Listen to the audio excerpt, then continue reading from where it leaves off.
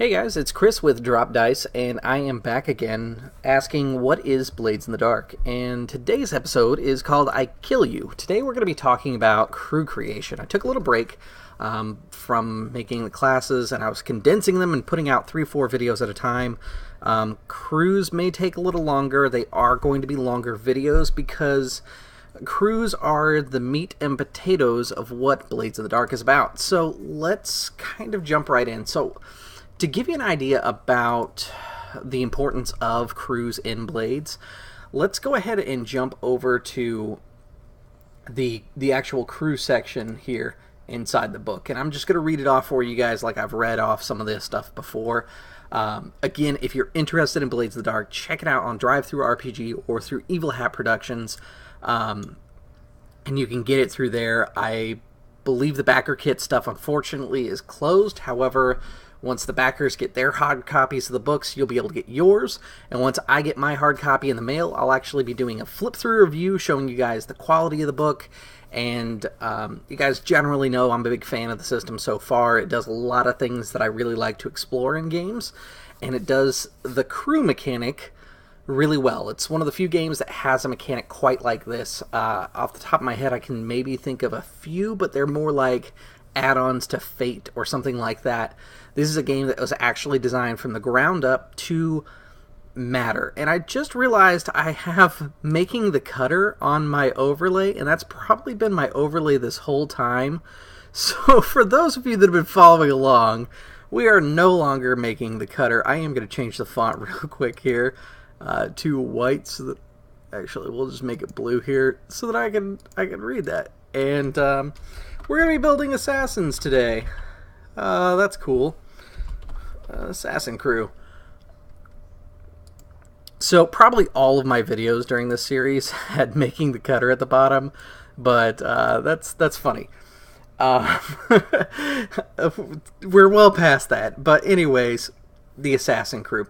I was talking about the crew page. The very first thing after Chapter 3, the crew, is the part that I really love, because you guys on my channel know I'm a super huge Power Rangers Super Sentai fan.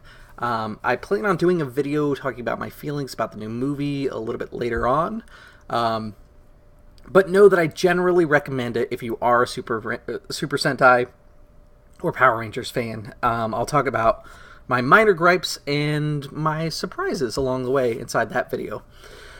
But Blades of the Dark, the reason it called to me originally is I've always been looking for some sort of game that prioritizes the group over the individual. And Blades of the Dark does this really well, because I want to make a Super Sentai Power Rangers inspired game where you get to play a brightly colored spandex squad of Justice Warriors and go out and fight evil space monsters. And that's basically what I ultimately want. And I'll be creating eventually.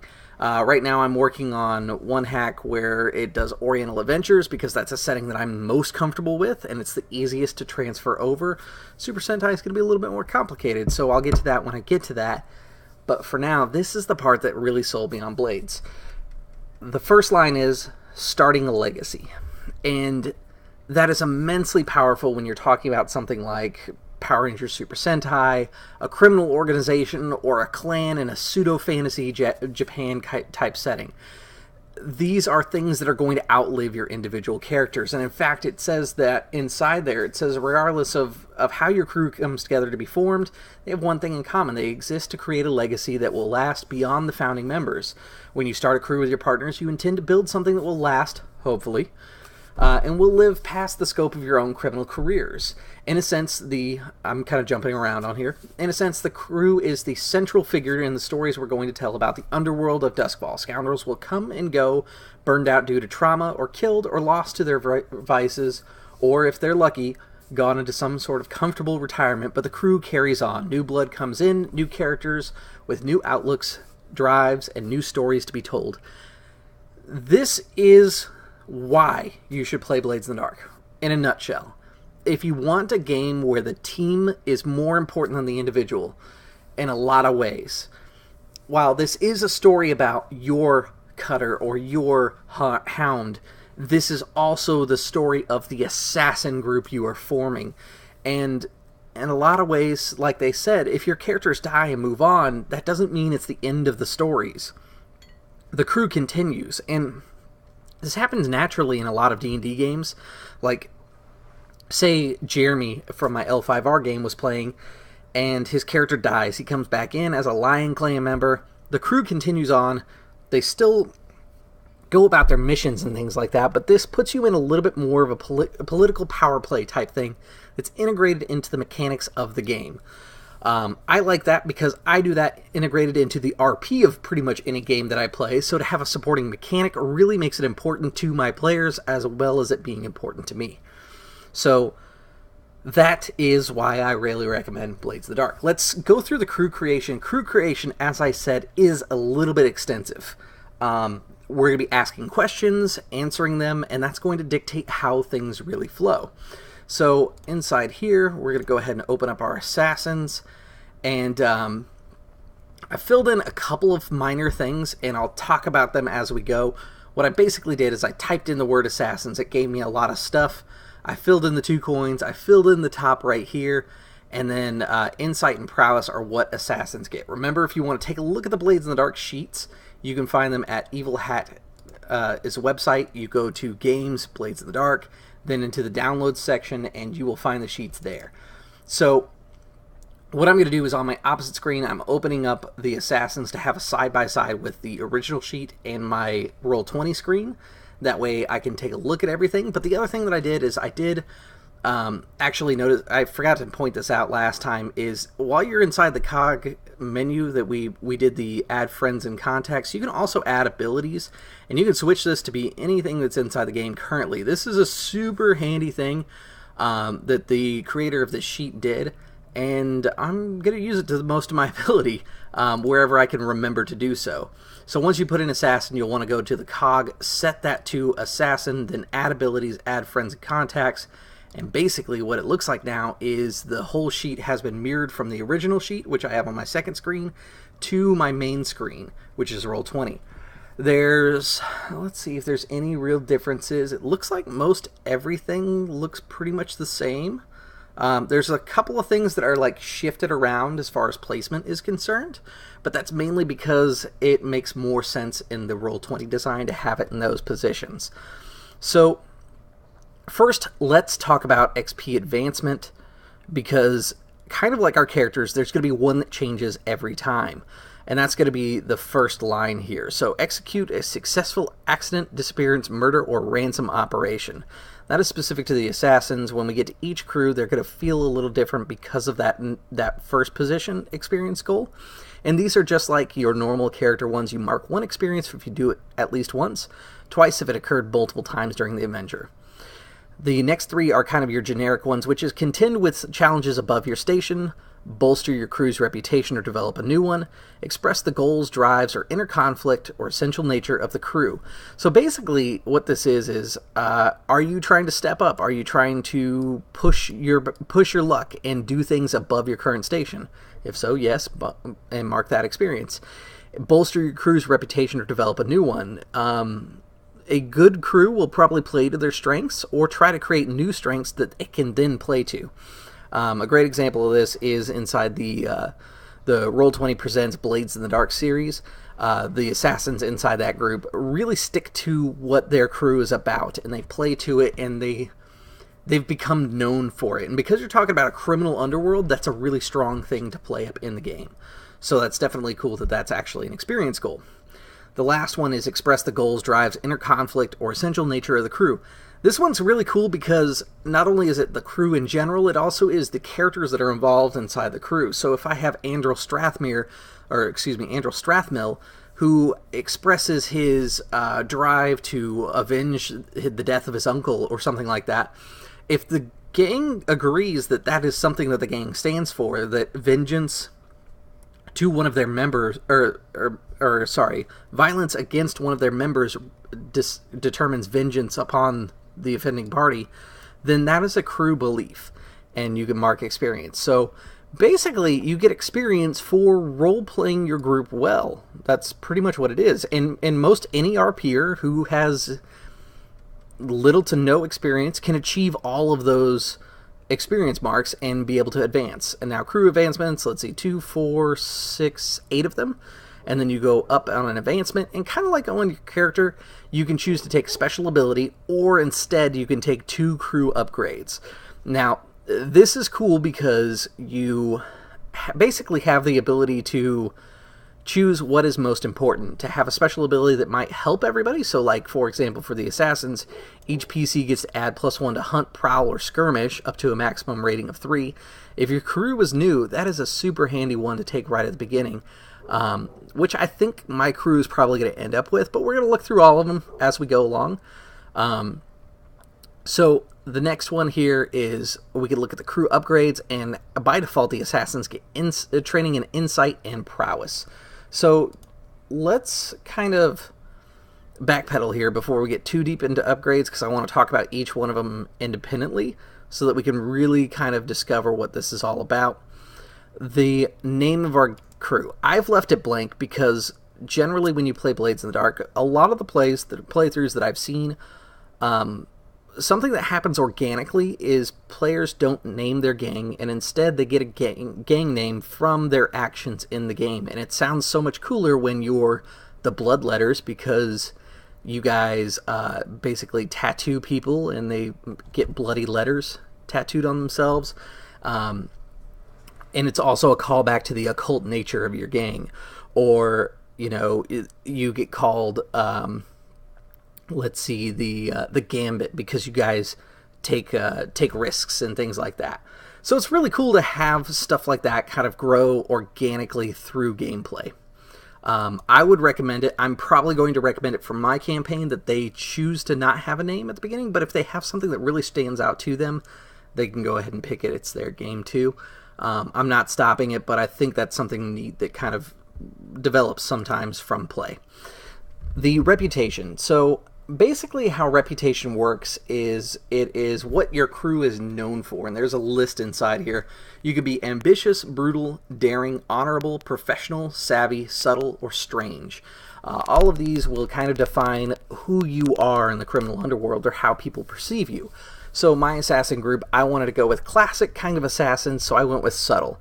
And then next they ask you to pick out a lair. I'm going to pick a half-sunken grotto in the city's maze-like underground canals and Silk Shore. I just really like the name of that area of town, so I decided to pick that one. But the half-sunken grotto in the city's maze-like underground canals is actually one of the suggestions from choosing an initial reputation and lair section. It's just a really evocative idea. I really like the idea of it. And basically I imagine this kind of like spider web of tunnels underneath the city, and there's like a bunch of like broken shipping crates, or maybe some like buildings that have sunken down into the sewers and been repaved over, and that's where the gang is hiding, is in this like shanty town almost that they've found inside the sewers, which is pretty neat. So from there, what we would also do is when your crew comes together, your crew does begin with 2 coins in its coffers, which is the remaining savings of your PC's money before they actually develop the crew. You are tier 0 with stronghold and rep 0. So my rep is not filled in, my tier is not filled in, and I have strong. So basically how this works is when I want to go to tier 1, I'll fill in the tier 1 dot, but I will become weak. Then I need to become strong, and then I can go to tier 2, weak, and then I become strong. Then I go tier 3, weak, strong, then tier 4. There's a couple things that can change this. This is not a direct linear path. You can actually fall behind on tier and lose ground, because everything in Duskfall is contested, and that's an important part about the setting.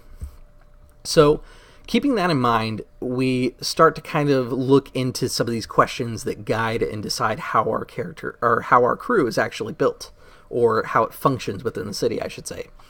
So first we're going to establish our hunting grounds. The crew is brand new, but we've chosen a small part of the district that is specifically our hunting grounds. When you're inside this area, you usually, for a target of your scores, you know it well. Your hunting grounds could be the same district as your lair, or it could be in a different district. The area is small, about 3 or 4 city blocks, but it's still an intrusion on someone else. The entire city is divided amongst larger factions.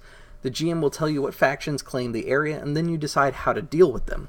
So basically what I would do is I would look at the map here, and let's just refresh ourselves on where Silk Shore is. So I go over to my map, and then I come up here to the Duskfall with the overlays of the districts on here. So Silk Shore is down here. This is kind of a nicer area of town, but there is crime and stuff inside there. Just to kind of remind ourselves of that, let's take a look at the notables here. Silk Shore notables. Alright, so some stats on this area of the city. It's 2 wealth, 2 security, 3 criminal influence, which means it will be easier for us to conduct our operations there. And there is 1 dot of occult influence. I purposely picked an area that had less occult influence for the same reason that I didn't start with occult characters. We'll get to more occult regions of the city and see some of the differences there once we start getting to more occult gangs, because I figured we'd do this in a sense that makes sense with kind of the generic character design. So in Silk Shore, we can take a look. There's a couple notables inside here. We have an idea of kind of the area. I do like that there are a lot of canals and gondolas that are going through the city, so it really fits with this idea of our underground lair. So Silk Shore is, let me just move this out of the way here. Pop that out. Silk Shore is down in this area, and we're going to say that this green block that I have done right here is actually going to be where our crew gets their first hunting grounds. So let me bring this back up here. I popped out my crew, but I should have just closed it. Here we go. So my hunting grounds is right there in green, and that is where we're going to start. Now that I've picked it out, what we're going to do is decide how we're going to deal with the gang that is already inside that area. To find out what gang is inside there, I can go to my factions, and then I can take a look down this list. I think eventually I'm going to clean this up and put what area of the city these people are in, because it is a little bit hard to figure out when you look at it. But just for the sake of argument, let's take a look at, let's see. They claim the whole city is severely limited in white crowns, so the blue coats could be who it is. Or, let's see, 6 towers. So where I'm looking at is this turf section here in Brightstone. Some of these I do know where they are. Charter Hall. City Council is in Charter Hall, so it looks like most of the government stuff is in Charter Hall. The Crows are in Crow's Foot, I know that. The Deathlands Scavengers are mostly in the Deathlands. Let's see here. Dwemer Sisters are, let's see, One Manor House and Grounds. Apothecaries, it actually doesn't say where the Dwemer Sisters are, so I could put them pretty much anywhere. Let's see, the Foghounds. Underground Dock Canal, northeast of city. Okay. Gondoliers. Let's see. Their turf is the canals of Duskfall. Even the Bluecoats Canal Patrol pays respect to them. That's interesting. We could go with the Gondoliers, since there's a lot of canals inside Silk Shore. Let's see. Grey Cloaks. Grinders. The Hive. No Central HQ. Lamp Blacks. Crow's Foot. Leviathan Hunters are mainly in the docks. Lord Skurlock is in 6 towers. The Lost are in Coleridge and Dunslough. Ministry of Preservation. On the rail, it looks like. Reconciled. Well, you know what? I'm not going to spend too much time on this. In the future, when I pick a region, I will make sure and do my research ahead of time so that we don't have to waste too much time on that. But you get the idea. When you look at these entries, you can see where their HQs are and get a general idea. I think the toss-up is going to be between the Bluecoats or the Gondoliers. I like the Gondoliers a little better, so I'm going to go with the Gondoliers. And So the gondoliers is who my GM has picked to be the ones that originally controlled that area. I've got 3 options on how I can deal with them. I can pay them off and give them 1 coin in exchange for giving me the room to work there. I can pay the faction 2 coin as a show of respect and gain +1 status with them, or I can keep my money and take -1 status with them. The gondoliers control a lot of traffic inside the city, so I think what I want to do is pay them respect. So I'm going to empty my coins here. And then what I'm going to do is pop over to faction mode, and gondoliers, I get a +1 with them. And what I can do is once I pop back into crew mode, I do have a notes section here. So what I'm going to do is go ahead and copy down basically that whole entry and just put gondoliers there. Just because I want to remind myself who my friends are.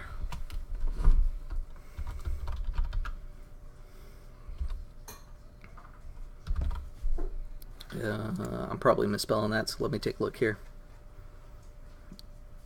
Yes, I am.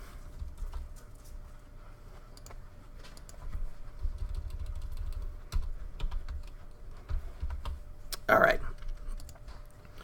So now that I've decided on who owns the area and made my choice there, I've got that marked down. Let's see. The next is, it says that hunting grounds are particularly useful for the type of criminal operation that we choose. So each crew has a different list of options. The assassins, for example, do have accident, disappearance, murder, and ransom. And this is kind of a group question. What do we think would be our preferred method of assassination? And I really like the idea of disappearance, because when you kill someone in Duskfall, the Deathseeker crows come out and they circle around the body so that it can be found and burned. And I like the idea of a crew that makes you disappear in such a way that the crows don't find you. So what I'm going to do is, oh, it looks like I cannot highlight that. Can I? Yeah, I can delete stuff though. So what I'm going to do is hunting grounds, disappearance,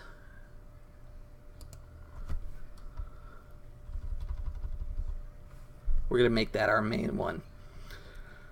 Well, actually, you know what? Disappearance doesn't necessarily mean murder. We could be just making people disappear and get out of the way, threats and things like that, extortion.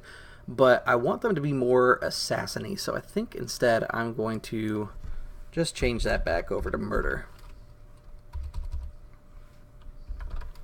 If I can type here.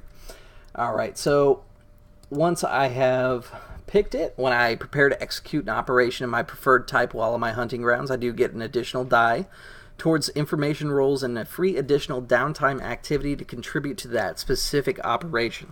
So if I was going out to murder Andril Strathmill's rival out in town, and they happen to be in the hunting grounds, I'm going to get an extra downtime action, and when I try to gather information on that person, I'm going to get an extra die. So that's something real important to kind of keep in mind, because there's a lot of times where that's going to come into effect. Now, we talked about playing the game in different ways. One of the ways that you can do it is you can acquire more and more hunting grounds, and to do so, you kind of have to start stepping on other people's toes, in which case you will probably grow in tier and reputation. However, you can stay low on tier and remain kind of under the radar of some of the other gangs and operate on stuff that is not your turf, but get more powerful in stuff like your special abilities, your crew upgrades. Instead of spending time and extra money to increase your tier, you try to stay low. Now, the cool thing about staying low is you're going to hit that contend with challenges above your station pretty often, if not well above your station, to give you 2 points of experience. So something to keep in mind, that you may want to consider your crew tier upgrade a little bit before just going for it. There's a lot of benefits. You are stronger, you're harder to defeat, you have better stuff when you tier up, but at the same time, staying a lower tier means that you're less of a threat to the bigger fish in the city, and you can be kind of manipulative of the situation. Inside the Blades of the Dark game, you can see plenty of times where they kind of get underestimated because of their low tier, but they have a lot of power and capability. It's not until just recently where the city has kind of come around and realized who those guys are, and realized that the last word is quite deadly, so they kind of went to extreme efforts in the last couple episodes. So that is, in a nutshell, the two major ways that you can play a gang. Now, when you take on jobs, the hunting grounds gives you an idea of what kind of jobs the assassins take. However, once you pick a specific hunting ground, that basically says, we want to do murders, mainly in Silk Shore, as a group of assassins. And that's basically what you're telling the GM. That's what he's going to gather from that. Or she, rather. Let's see here. So the other way you can expand turf without necessarily increasing your tier is you can take these turf upgrades here. When you do, that will expand it out, and you will talk to the GM, and he'll say, oh yeah, this city block over here is controlled by the gondoliers, and this is what it's going to take to acquire it. And once you acquire it, you now have more turf available to you. The assassins, by nature, have a little bit less turf available to them, but just because you don't see it on here doesn't mean that you can't do a job for it. Now, basically, the other thing is if you wanted to acquire turf, it's not just these turf squares. You can also acquire a vice den or training rooms or victim trophies, and these will expand your influence on the city. The easiest way to go is connecting blocks. That means they're logical steps, and they shouldn't be outstandingly hard for you. They'll still be hard, but they won't be super deadly in most cases. However, if you wanted to go from lair directly to Hagfish Farm, since there's not a direct, easy link to it, that makes it much harder. Basically, for each step away, it becomes a little bit harder of a challenge for you to accomplish. So that is basically how this whole little turf chart works. And we'll kind of talk more about that as we go along. Heat and Wanted are basically kind of like, if you've ever played Grand Theft Auto, that's basically what it is. Heat is attention to your gang, and then Wanted are stars. They can go away, but you pretty much have to go to jail or frame somebody, and you can get those to go away. We'll talk more about those as each video comes along.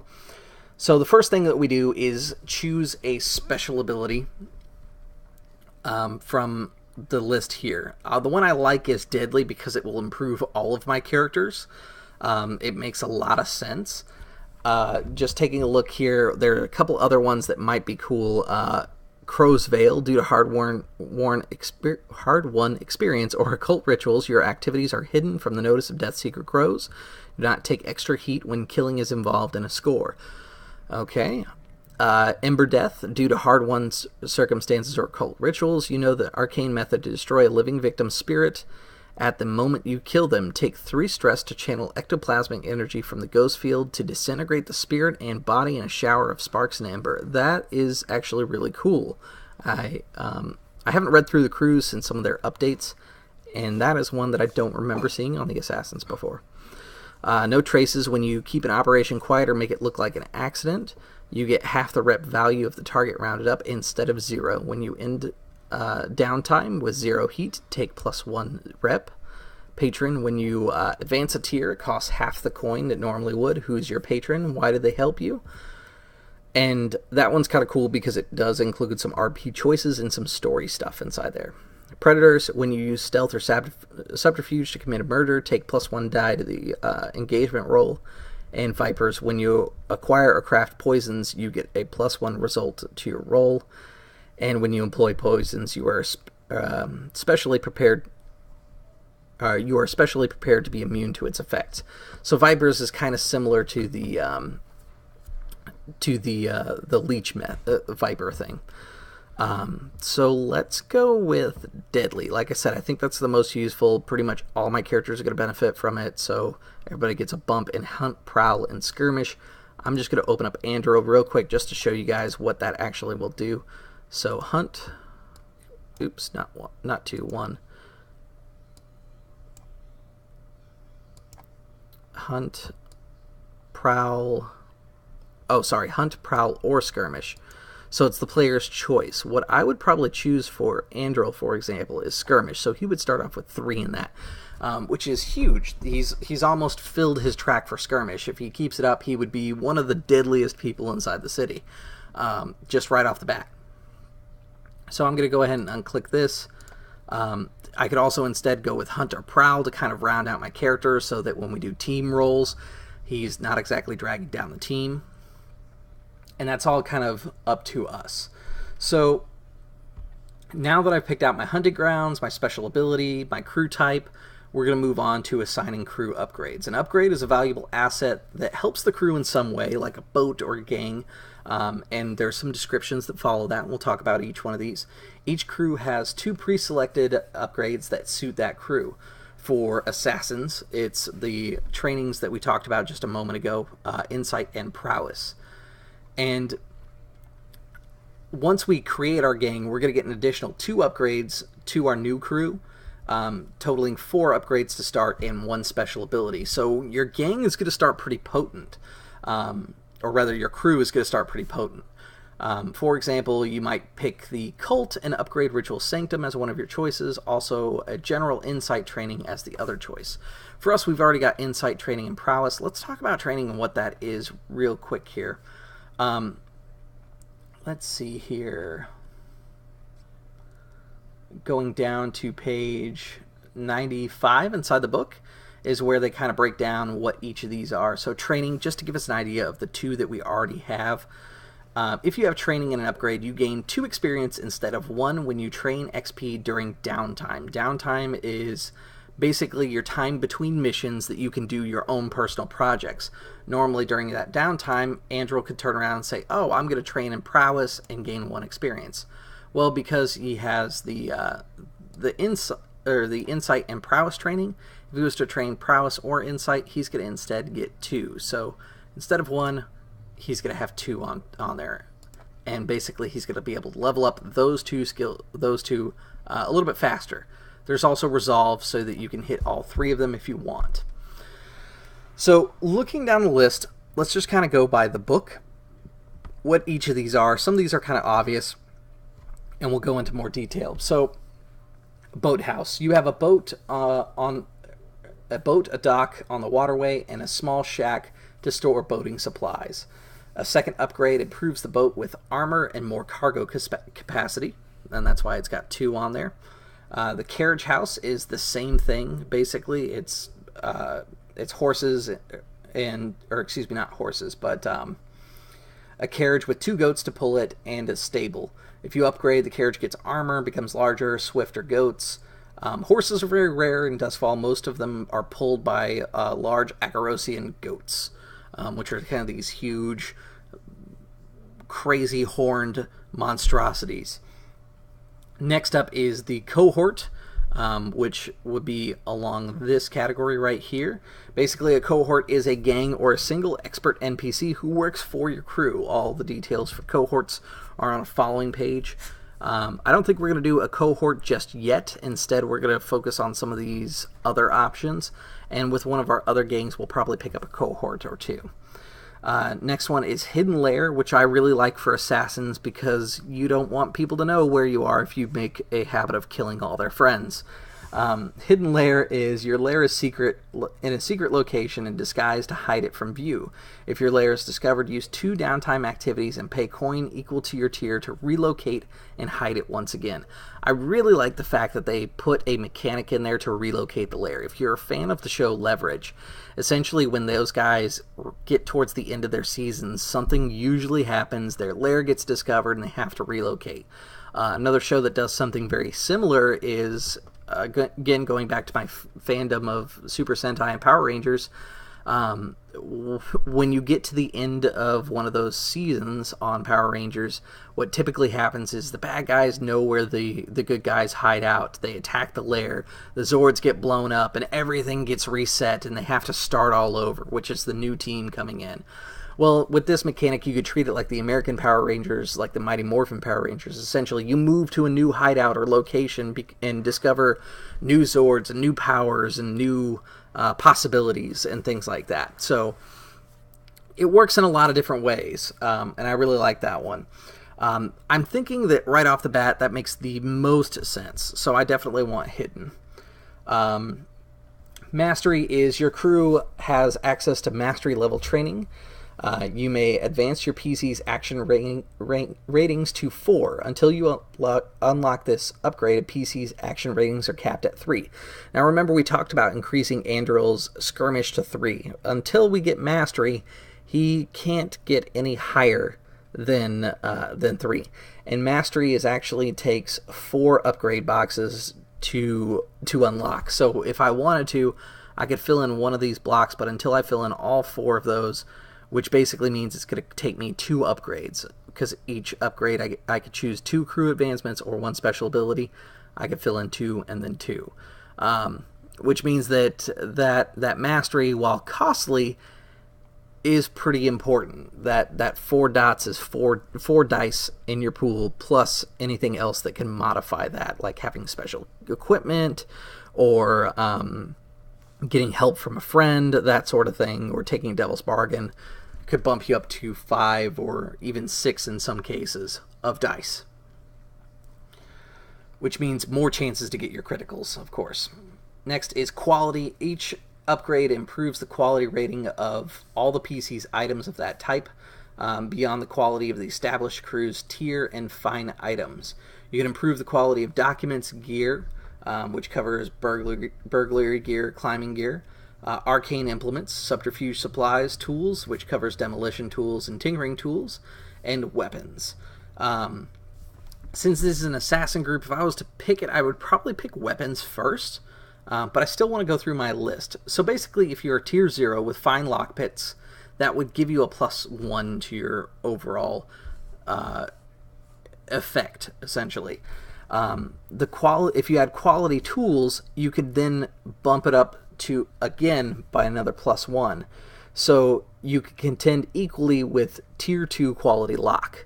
So instead of only having lock, like if you're a normal character with lockpicks in your tier 0, the locks you can really operate on equal ground with are tier 0 locks. So because you would have tools and a fine quality picks, you can actually go 2 higher than your tiers, so 0, 1, and 2. Easy enough. Next up is going to be the quarters. Basically, it's where you live. Easy enough. The thing is without that upgrade, each PC sleeps somewhere else and is vulnerable when you do that. That is a huge weakness, especially, again, for somebody who makes a habit of killing people's friends. So that makes the most sense. If I remember right, the blood letters started with, or not blood letters, the last word, the It Me JP Blades of the Dark game, started with hidden in quarters because it was the safest way to operate as assassins starting off. And I have to agree with them. That's probably what I'm going to pick. Again, we've already talked about training. Next is the vault. Your lair has a secure vault that has a storage capacity for 4 coins initially. Then you can buy another vault, which will open up a total of 8 coins. And a second upgrade will increase it up to 16 coins. A separate part of your vault can be used as a holding cell. That's an interesting add-on that they put on there, because that means you can actually imprison people, which could be helpful for my assassins if we're doing a ransom mission. The last one is Workshop here, and Workshop is basically a way for your tools and tinkering with your alchemy. Contains a small library of books, documents, and maps. You may accomplish long-term projects with these assets without leaving your lair. Basically, the more often you leave your lair, especially when it's hidden, the more likely your lair is to be found, because you're conducting activities that take you away from and back to said lair. So definitely kind of things to look forward to. The only 2 that I haven't talked about are cohorts, which I'm going to talk about probably with the Bravos, because the Bravos have a cohort that's built in. So let's skip over cohorts, creating experts. Let's see, that's all cohort rules. And that looks like it is it. Now, I did skip some questions, and I want to go back to them, because we were talking about the crew upgrades. So, when we assign our 2 crew upgrades, the GM will tell you about how 2 factions that are impacted by your choices. And the 2 factions I'm going to say are the Gondoliers and the Bluecoats, because of where we're located. So one faction helped you get the upgrade, and they like you. You get +1 status with them. At your option, you can spend 1 coin to repay their kindness and take a +2 status with them instead. One faction was screwed over when you got the upgrade. They don't like you, and you get -2 with them. At your option, you can spend 1 coin to mollify them and take -1 status with them instead. So I don't have any more coin to spend, so I'm going to get the lesser of each one of these. And I think I'm going to go with the Gondoliers as the people that helped me out. I feel like they're a good gang to be close with, just because if I have any issues inside the city, I want maybe some maps or things like that, these are the guys that I'm going to want to talk with.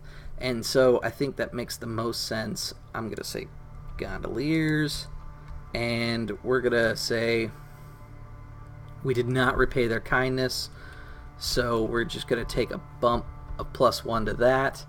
And then the other one, we're going to start with a -2, so I'm just going to copy that. And that's going to be the Bluecoats, which Bluecoats are essentially the city cops, just so you guys are aware. And in fact, I'm going to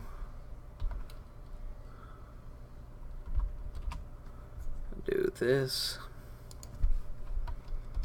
That way it's a little bit cleaner.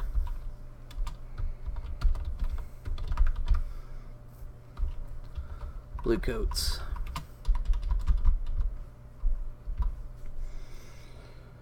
Alright, and we will be able to get more upgrades in the future by gaining experience. So what I'm going to do is run over to my faction mode and my Gondoliers. They were at a tier 1 because we spent coin before. We're going to bump them to a 2, and the Bluecoats, which are over here, are a -1. So this is something to think about. I got lucky in the tier of the ones that I am, or excuse me, that is a -2. I got lucky in the fact that, or unlucky in this case, that the tiers of the people that I'm already established with are tier 3. There's the Gondoliers, who it's helpful. I'm a +2 with them, but also the Bluecoats, I am a -2 with them. So essentially how this works is it's a scale of +3 to -3.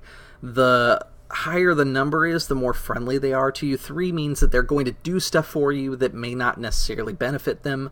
2 is like an even exchange, and 1 is, if you make it worth my time, I'll consider it. No relationship with them means that you have to convince them essentially that they should help you and be your friend, or at least help you in this circumstance, if not being your friends overall. A -1 is they don't like you. They're not going out of their way to necessarily destroy you yet, but you're kind of on their radar. A -2 is they will kill you if they see you. They don't like you. They have an eye out for you. They are beginning to look around for you. And -3 is essentially they're hunting for you now. They are taking an active pursuit to go after you. Whenever you hit a -3, you do go to war, which that mechanic is actually outlined here on the crew sheet. So basically when you're at war, which is -3 with a faction, you lose 1 hold temporarily while at war and persists. This may knock you down a tier. PCs get 1 free downtime instead of 2, and you take 1 heat for each score, or 1 additional heat for each score, which can be modified, of course. Your claim which generates coin, or your claims which generate coin, produce only half their normal income rounded down. So where they're talking about that is basically this chart of claims and turf here. If I had Vice, then I would gain my tier minus heat in coin during a downtime, which means that I'd only get half of that if I was at war. So that means that I may want to consider either eliminating the Bluecoats, which I probably can't do at tier 0, or trying to fix my status with them, or just lying low. I think the most opportune thing to do would be to try to maybe do a job for the Bluecoats, or pay somebody off, or do something so that I can maybe bump my Bluecoats to a -1. -2 means that they're probably going to try and bust me for crimes and stuff like that, since they happen to be kind of the city cops / the most aggressive gang in the city. The last thing we do before closing out is we pick our favorite contact. This is kind of like when we picked out contacts for your character, but instead you only get one. It is considered a good, positive contact. There's no rival for your gang. So taking a look here, we've got Trev, the gang boss, Lydra, a deal broker, Irimina, the vicious noble, Carlos, bounty hunter, Exeter, spirit warden, and Savoy, the merchant lord. Given where we are, I really like the idea of Savoy, but let's take a look at the assassin full entry, because it does give us a little bit more information. Let's see. So it says Trev, a gang boss. It doesn't say who he's associated with. Let's take a look at the factions here. And the gondoliers. Let's see. NBC, Elise is the leader, serene, knowledgeable, and fearless, and Griggs is the chief whisper, strange, ruthless, and haunted. Because I really like connecting this stuff, I'm going to say it's probably Trev as a gang boss, but maybe he's not like a boss, but like a capo. He's a captain inside the gang. Maybe third down in line to become boss. So after talking that over with my GM and he agrees, we'll just name that. We'll say Trev is a gondolier.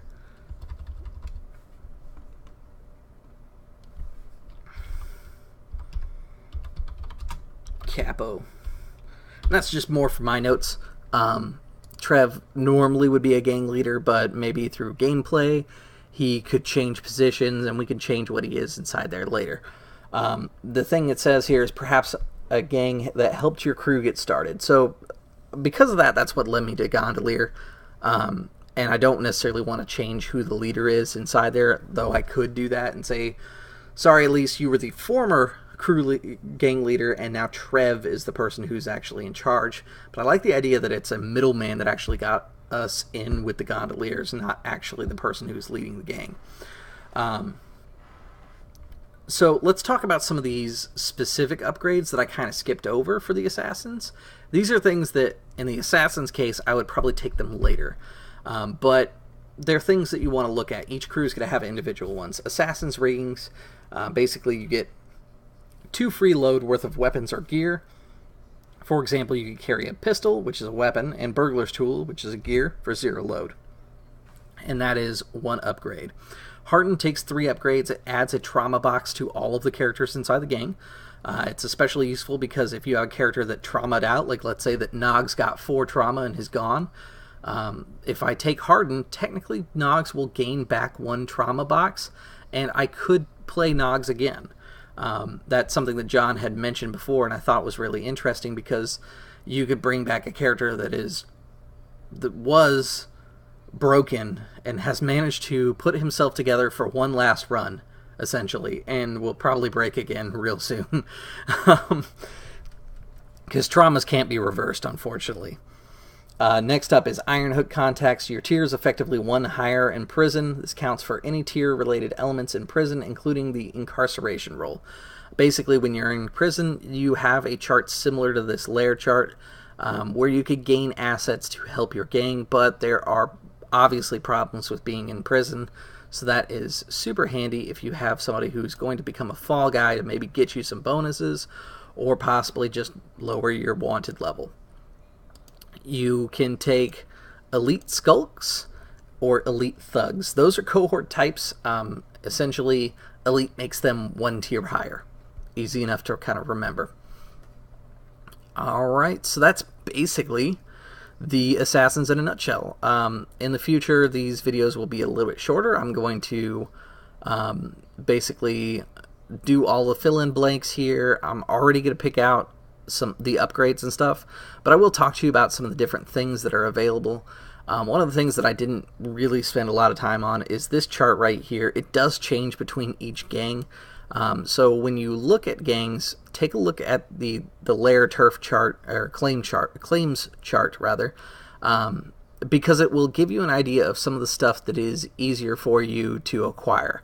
Now, like I said, you can acquire anything you want, so if you wanted to pick up something from, let's say, the Cult Playbook, which is not on the Assassin's Playbook. Let me pull that Cult up here. Here we go. So on the Cult list, there is Ancient Tower, which is obviously not on this one. Ancient Tower would give me +1 die to cohort with arcane entities on site. So if I wanted that, I could do that as well, and it would basically fill in a blank inside here, or I could just write it down separately if maybe this has already been filled out. Just like character creation, it's really flexible in crew creation. These are more or less guidelines, not necessarily strict rules, and you can definitely deviate if you want. In fact, you can change your crew entirely if it becomes relevant to the story. What if you start as assassins and you quickly figure out that bravos is probably what you are, not actually assassins, because you do a lot of face-to-face fighting, you're not really sneaking around? Then just change it. Easy enough. Take all the upgrades that you've gotten and decide, do you want to keep those upgrades and then start into bravos, basically giving you a background in assassinry, or do you want to trade them 1-for-1 for just bravos upgrades? And that's kind of a discussion for you and your GM to decide what works best for your table in that situation. With that said, guys, like I said, this video is a little bit longer. We are going to go down the list. The next gang up after Assassins is the Bravos. After that, we have Cult, and then Hawkers, and Shadows, and Smugglers. Then there's also a way for you to be able to create your own gang, and then we'll talk about prison upgrades afterward, because I'm not going to walk through creating your own special type of gang. Instead, there are lots of people working on hacks and things like that, and when I start working on one that I am willing to start sharing stuff with you guys, I'll of course share that as well. But that gives you an idea of the different types of gangs that are in the city now that you know what order we're going to take them in. Again, if you want to follow along with this series, make sure you check out Evil Hat's website. I am going to give you 2 recommendations, as I have done in the past, and today's recommendations are going to be Friends at the Table, which is a podcast available on iTunes and Podbean. There is a game of Blades in the Dark called Merelda, where they used basically a game called The Quiet Year. If you've been on my channel, I don't remember if we recorded it, but we did use Quiet Year to play a game of Savage Worlds. In fact, actually, I don't think we recorded that one. But essentially, they use Quiet Year, which is a game about a post-apocalyptic world and basically reestablishing civilization. And the idea is that there's a timer, and when the timer runs out, things stop. The story ends wherever it is. And basically, they used the Quiet Year to start what is Merelda. And I haven't heard that one, but I have been told by multiple people that I really need to get on to listening that one. In fact, I probably should have started it today because I had time to listen to it while I was driving today. The next one I do want to point out is Ryan Dunleavy. Ryan Dunleavy makes hand-illustrated maps for Blades in the Dark. If you see ItMeJP, those wonderful maps that are on there that John Harper uses, those are from Ryan Dunleavy's Patreon account. If you sign up with him, he has just a numerous amount of maps on there, and due to having a baby on the way, I am not currently a Patreon of him, but I probably will, so that I can get some of those maps. One of his projects is to do a 3D rendering of the entire city of Duskfall, which if you are a craft-minded individual, that would be immensely helpful, I'd imagine, for you to be able to craft a huge table-sized version of Duskfall, which honestly sounds like a beautiful dream that I couldn't even imagine it in real life. So if somebody does that, please, please, please video it and share it with the Blades of the Dark community on Google, because every single one of them will be envious of the glory that you've created. As always, guys, thank you very much for tuning in, and we'll see you at the gaming table.